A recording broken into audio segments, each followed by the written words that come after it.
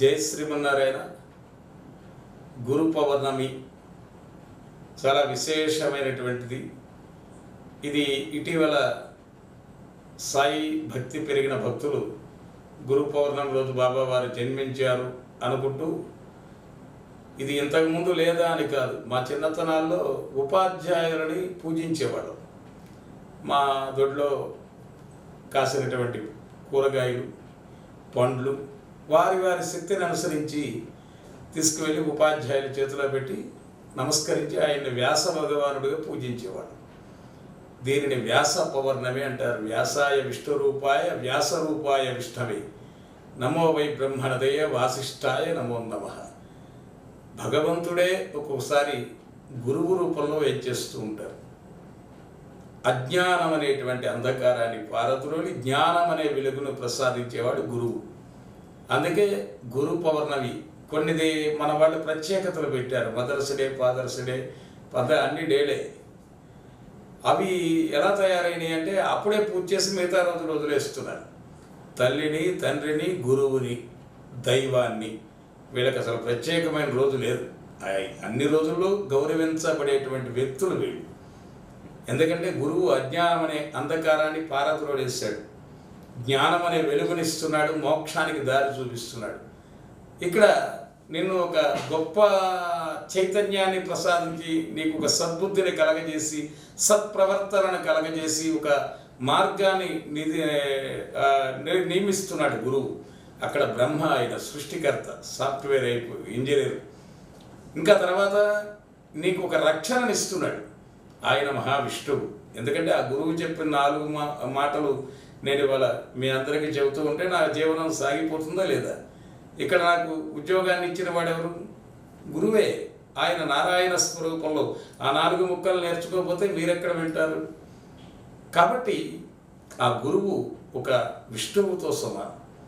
లయం అంటే లయకారకుడు పరమేశ్వరుడు అంటే ప్రాణాలు తీసేవాడు అని కాదు. అక్కడ వీళ్ళు ఎన్ని రకాలుగా జీవుణ్ణి దేహంలో శివుడు ఉన్నప్పుడు ఎంత విర్రవిగినా వాడు చిట్ట చివరికి చేరుకునేది శ్మశానానికి. అక్కడికి వెళ్ళిన తర్వాత ఆత్మ వెళ్ళిన దేహం అగ్నిహోత్రుడు పాలు, కట్టిన శల్యములెల్ల గంగ పాలు, మేద గప్పిన గుడ్డ ఏటి చాకలి పాలు, కొడుకు వండిన కూడు కాకుల పాలు, భ్రష్ట పెండ్లా ఉన్న పరుల పాలు, ఇంకా పాపాత్ముడై ఉన్న యముని పాలు, చివరికి శరీరం కూడా రాదు, ఇక్కడే తగలబడిపోతుంది. ఈ శల్యాలు ఇవన్నీ కూడా అమ్మవారు దండగా వేసుకుంటారు. ఈ భస్మాన్ని శివుడు రాసుకుంటాడు. అది విభూది అంటే బిడ్డ మీద మమకారం, జీవుల మీద మమకారం. అందుకని ఆయన శ్మశానంలో ఉంటాడు. రే నీలో ఉన్నాను నేనే, అప్పుడు నీకు గుర్తు రాలా, అంతా నాదే క్రెడిట్ అంటున్నావు. చేటు కలిగినేని చెలినాడు దైవంబు వేమన గారు చెబుతారు. ఏదైనా కీడు కలిగిందనుకోండి దైవం మీద వేస్తాడు, మేలు కలిగిందనుకోండి ఇది నేనే, నన్ను చూసే మీరు అంతా ప్రపంచమంతా నన్నే ఆకర్షించాలి, నేనే గొప్ప అని దేవుణ్ణి అనుకుంటాడు. ఈ మేలు చేటు బాగా నువ్వు ఆలోచన చేస్తే చేసిన కర్మం అది. ఇదివరకు కర్మఫలం అనేటువంటి దానికి కొద్దిగా టైం పట్టేది. ఇప్పుడు ఉంటుంది అక్కడ యమలోకం అస్సలు ఖాళీ ఉంటుంది, బిజీగా ఉన్నారు అక్కడ. అందుకని ఈనాటి కర్మ ఈనాడే, వెంటనే తిరిగి 5 ఏళ్ళు కూడా పట్టట్లేదు. కాబట్టి ఇట్ట కర్మ పీడించేస్తుంది. మరి సింహాచల శాస్త్రి గారు చెబుతారు, ఒక 1000 ఆవులు వదిలి ఉంటే 1000 లేగదూడలు కట్టేసి ఉంటే ఆ లేగదూడలను ఓడదీస్తే వాటి తల్లి దగ్గరికే పోతాయి. ఈ కర్మలు అట్టా వస్తాయి, పీడిస్తే మనిషి. ఇలాంటి కర్మల నుంచి బయటపడవేసే శక్తి ఒక గురువుకున్నది. అందుకని ఆ రోజు గురువుని పూజ చేయాలి. ఇక్కడ ఎవరు సద్గురువు? ఒక ఆయన నెత్తి మీద చేతులు పెట్టి నీకు శక్తిపాతం ఇస్తాను 5,000 25,000 తీసుకుంటాడు. ఇది బాధ గురువు వీడు. కొంతమంది చెప్పడానికి మంచి మాటలు చెబుతూ ఉంటారు, ఆచరణ శూన్యం. ఇది బోధ గురువు. కానీ నిన్ను లయం చేసుకుని నిన్ను అనుగ్రహించేటువంటి వాడు శివాయ గురవే నమః. శివుడికి మించిన గురువు లేడు. అమ్మవారు ఎడమ భాగంలో ఉన్నారు, కుడి భాగంలో శివస్వరూపం, అర్ధనారీశ్వర స్వరూపం. అమ్మవారు అష్టాదశ పీఠాలుగా అవి ఇదవటం అన్నీ తెలుసు మనకు, అగ్నిలో దూకటం. అప్పుడు దక్షిణ భాగం మాత్రమే మిగిలింది. ఆయన్ని దక్షిణామూర్తి అన్నారు. అందుకని ఇక్కడ శివుణ్ణి శివాయ గురవే నమః అని పూజించండి, లేదా కృష్ణం వందే జగద్గురు, నిన్న వద్దని నేటిని చూసి రేపటి కావ్యమైన భగవద్గీతను లోకానికి అందించిన మహనీయుడు. ఇవాటికి కూడా ఇతర దేశాల్లో మంత్రులు భగవద్గీత పట్టుకుని ప్రమాణ స్వీకారం చేసిన ఘట్టాలు కూడా మీరు చూస్తున్నారు.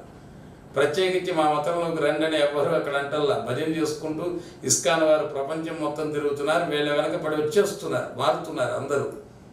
ఆ మార్పు అనేది ఇక్కడ కూడా కలిగితే ఇంకా విశేషం. అటువంటి సద్గురువులు శ్రీకృష్ణ భగవానుణ్ణి, వ్యాస భగవానుణ్ణి, అలాగే నేడు సాయినాథుడిని అందరూ గురువుగా పూజ చేస్తున్నారు, తప్పేం కాదు. మీ యొక్క సద్గురువులు ఎవరైతే ఉన్నారో వారిని ఈ రోజున విశేషంగా సేవించదగినటువంటి రోజు. అది గురు పౌర్ణమి యొక్క విశిష్టత. అజ్ఞానం అనే అంధకారాన్ని పారద్రోలి జ్ఞానం అనేటువంటి వెలుగును ప్రసాదించేవాడు గురువు. కాబట్టి 33 కోట్ల మంది దేవతలలో ఎవరిని అర్చించినా అర్చించగలేకపోయినా గురువుని మనసులో పెట్టుకుని గురువుని శ్రద్ధగా సేవిస్తే ఖచ్చితంగా ఆ త్రిమూర్తులు ఇచ్చే ఫలితాలన్నీ ఈ గురువే ఇస్తాడు. ముఖ్యంగా నీకు నమ్మకం ఉండాలి. నమ్మకం లేకపోతే నల్లరాయిగా కనపడతాడు శివుడు వచ్చి నిలబడ్డ, శిలగానే కనపడతాడు.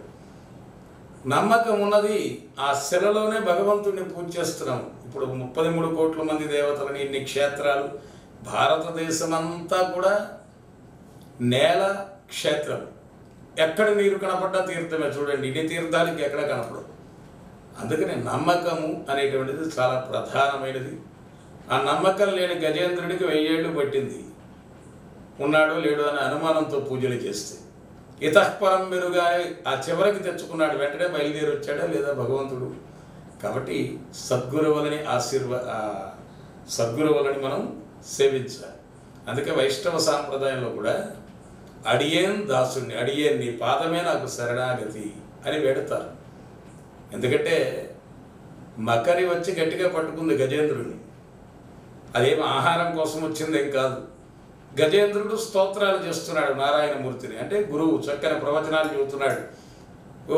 స్తోత్రం మీద స్తోత్రాలు చేస్తున్నాడు అందరి దేవతల్ని. కలడందురు దీనుల ఎడ, కలడందురు పరమయోగి గణముల పాలను, కలడందురు అన్ని దిశలను, కలండనేది వాడు కలడో లేడో, ఈ అనుమానం పూజలన్నీ చేస్తున్నాడు. కానీ పట్టుకున్న భక్తుడు ఆ మకరి చక్కగా గట్టిగా పట్టుకున్నాడు పాదాన్ని. దాంతో నారాయణుడు వచ్చి మోక్షం ఎవరికి ఇచ్చారు? మకరికి ఇచ్చారు మోక్షం.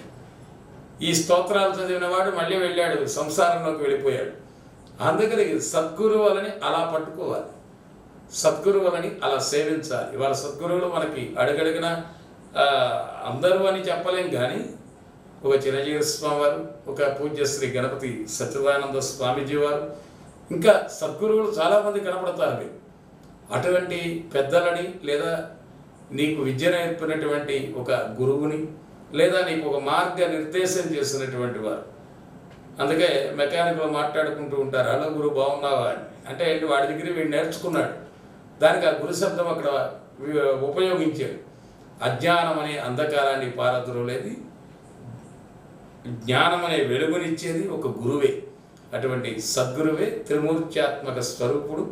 గురు పౌర్ణమి రోజున కేవలం బాబా మందిరాలకే వెళ్ళాలి, ఇంకా వేటికి వెళ్ళకూడదు అనేది హృదయ మందిరంలో నీ గురువుని ఆరాధన చేయాలి. అలాంటి భావనలు పెట్టుకోకుండా తప్పనిసరిగా సద్గురువులని పూజించాల్సినటువంటి రోజు ఇది, ఈ గురు పౌర్ణమి. ఇంకా వారి వారి సద్గురువుల్ని సేవించి తరించండి. జై శ్రీమన్నారాయణ.